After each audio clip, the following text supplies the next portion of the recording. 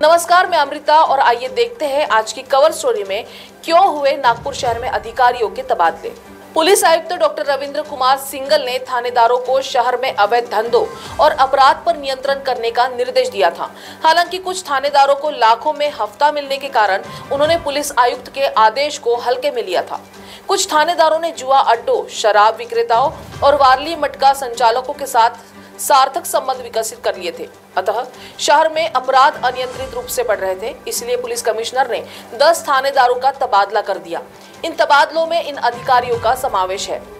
हिंगना के थानेदार विनोद गोड़बोले और कलमना के थानेदार गोकुल महाजन को अब अपराध शाखा में और मनीष बंसोड़ को EOW, कोतवाली थानेदार मनीषा वरपे को अपराध पुलिस स्टेशन, अजनी थानेदार किरण कबाड़ी को नियंत्रण कक्ष, यशोधरा नगर थानेदार सुरेश मट्टामी को पारडी API, अंबाजरी थानेदार Rupali Bawankar Beltarodi crime, MIDC traffic विभाग के प्रशांत पांडे को कलमना पुलिस स्टेशन के थानेदार, वर्धा से आए प्रशांत ठवरे अब हिंगना थाने के प्रमुख, चंद्रपुर से आए सारंग मिराशी को MIDC परिवहन, चंद्रपुर से आए मनोहर कोर्ती को विशेष शाखा, तो राहुल गाड़गे को तहसील क्राइम और सुहास राउत को यशोधरा नगर PI।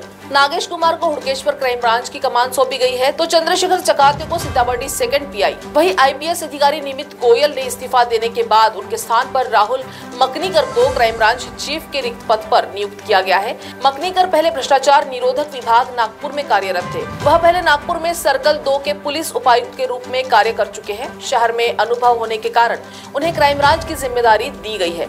शहर में बढ़ रहे नशे के कारोबार, अवैध जुआ, सेक्स रैकेट्स, मर्डर को रोकने की जिम्मेदारी अब नए अधिकारियों के कंधों पर है। देखना होगा कि शहर के क्राइम ग्राफ में कितनी कमतरता आती है।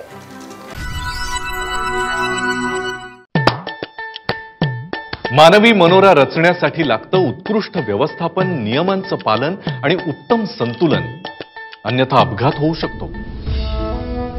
त्याचप्रमाणे निसर्गाचं संतुलन बिघडल्याने पर्यावरणाला धोका होऊन भूस्खलन, दरड कोसळणे असे भीषण अपघात होतात। त्यात जीवित व वित्तहानी होऊन अनेकांचे संसार उद्ध्वस्त होतात। हे टाळण्यासाठी निसर्गाचे रक्षण करणे ही आपली जबाबदारी आहे। तसेच डोंगरापासून सुरक्षित अंतरावर वस्ती करणे गरजेचे आहे। भूस्खलन प्रवण क्षेत्रांबाबत कायम सतर्क राहणे आवश्यक आहे।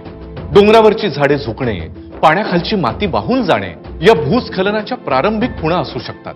या संबंधित सूचना संबंधित विभागाला दिल्या पाहिजेत, जेणेकरून जीवितहानी टळू शकेल। निसर्गाचं संतुलन व नियमांचं पालन केल्यानेच आपलं आणि निसर्गाचं रक्षण होऊ शकतं। आपत्ती व्यवस्थापन, आयुष्याचे संवर्धन। आपत्ती व्यवस्थापन, मदत व पुनर्वसन विभाग, महाराष्ट्र शासन। आपलं आयुष्य म्हणजे आंधळी कोशिंबिरीचा खेळ नाही, कारण अचानक कुठलंही संकट येऊन धडकू शकतं। त्यासाठी डोळे सतत उघडे असायला हवेत, अन्यथा अंदाज चुकून आपणच अडचणीत येऊ शकतो। अनेकदा आपण आपत्ती टाळू शकत नाही, पण सतर्कतेमुळे कमीत कमी नुकसान होईल याची काळजी घेऊ शकतो।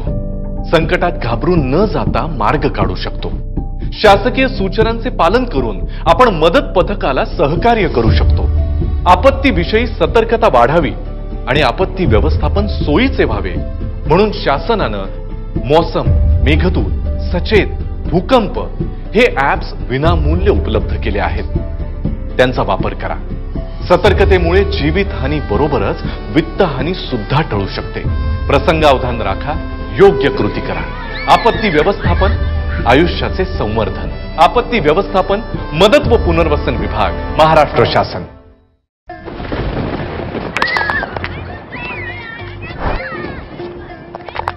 पाऊस निसर्गाचं वरदान आहे, पण त्याचबरोबर कडाडणाऱ्या विजा मात्र कधी कधी आयुष्य उद्ध्वस्त करू शकतात। महाराष्ट्रात विजा पडून झालेल्या मृत्यूंची सरासरी चिंताजनक आहे। विजा पडणे आपण थांबवू शकत नाही, पण आपण आपल्या जीविताची काळजी घेऊ शकतो। विजा चमकत असल्यास मोकळ्या जागेवर राहू नका। पत्र्याचे शेड, बस स्टॉपचा आसरा घेऊ नका। उंच झाडे, विजेचे खांब याखाली उभे राहू नका। छतावर किंवा उंच डोंगरावर असाल तर खाली उतरा। पाण्याच्या मोठ्या साठ्यापासून दूर राहा। घरात विजेची उपकरणे हाताळू नका। दामिनी ॲप तुम्हाला नैसर्गिक विजेच्या संभाव्य धोक्यांची सूचना अगदी विनामूल्य देते। ते वापरा आणि सुरक्षित स्थळी आसरा घ्या। आपत्ती व्यवस्थापन, आयुष्याचे संवर्धन। आपत्ती व्यवस्थापन, मदत व पुनर्वसन विभाग, महाराष्ट्र शासन।